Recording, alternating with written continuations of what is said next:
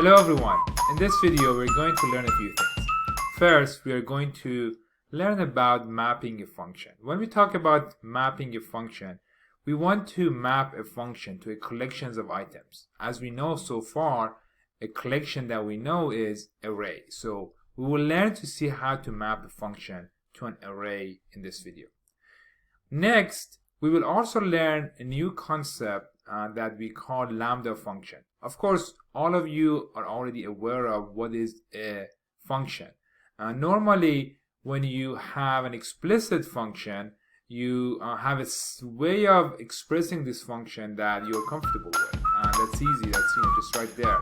But with Lambda function, we want to express a function in one line.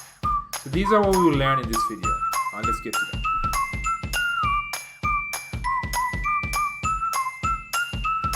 So as always, we will first import the module we want. So NumPy is the module we've already known, so let's go ahead and import this. So now we are bringing our focus to what is a function. What is a function? I'm sure you already know. If you have passed any programming course, you must have come across this concept. This is a fundamental concept of programming.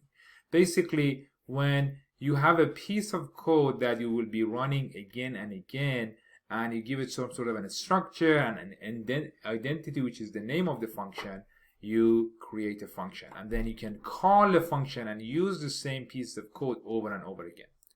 So here I have created a function to get the remainder of a division operation. So I have my dividend here and my divisor, and I'm calculating the remainder by this Python operator, and then I return the remainder. So this is the way I define my function. So once I have my function, now I can call it.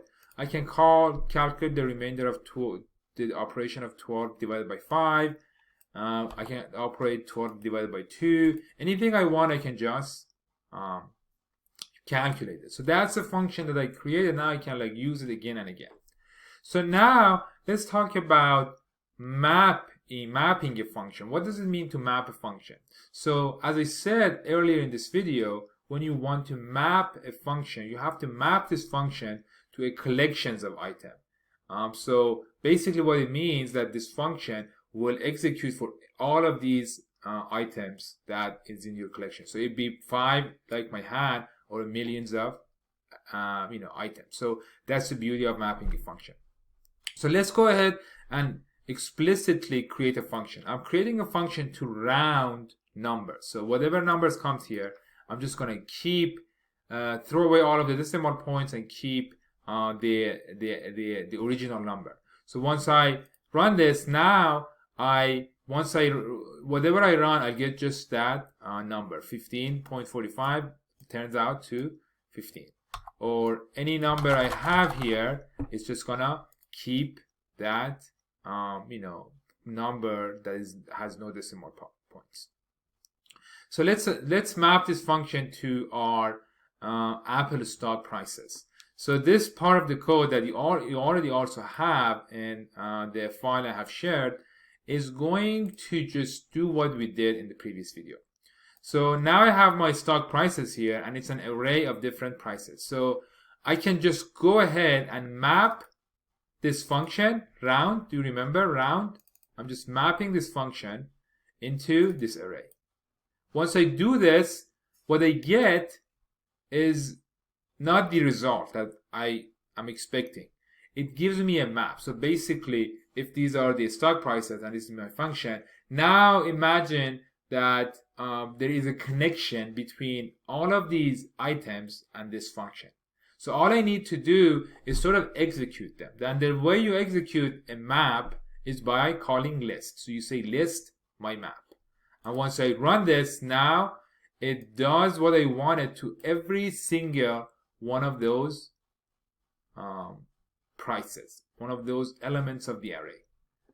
So simple, we were able to do a calculation for every element of a collection.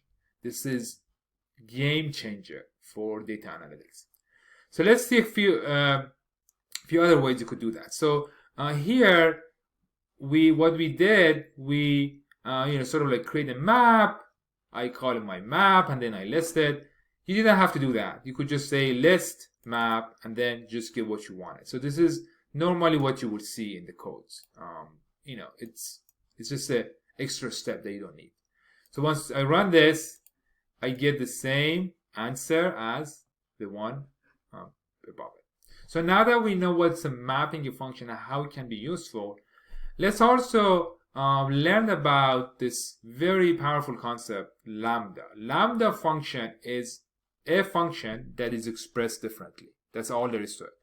A function that we create, we sort of like have this structural way of doing it. So we say define, and then we say round, and then the inputs goes here, and then you have to return it. But for a lambda function, you do all of that in one line. So you don't have to have a separate part of the code. You could just like write a function on the fly, as they say it. So here, basically, what you do when you do a lambda function. So this is the lambda function that I had for the round. So you say, first of all, you call your variable. So you call your variable. Once you have your variable, and you say colon, and after colon, you will put the return or put your output. Very simple. So that's all we need. We need to know what is the variable, but we need to know what's going to come out of it. So that's my lambda function. So this is the same function, but it's written in a lambda function. So here, instead of mapping my explicit function, I'm mapping my lambda function. So once I run this, I haven't run this one first. So I run this. Once I run this, I get the same result. Pay attention. One of the good things about lambda function is you actually can sort of like create your function on the fly. Once you start like doing analytics with big data, you just create that lambda function on the fly. And by that I mean is here, for example, you want to do something with these values. So you just create a lambda function on the fly right there, and you just execute it, and it's just done. You don't have to create a lambda function and apply it. So you can just create it here, and that's the beauty of it. Done. The same answer. So let us look at an example.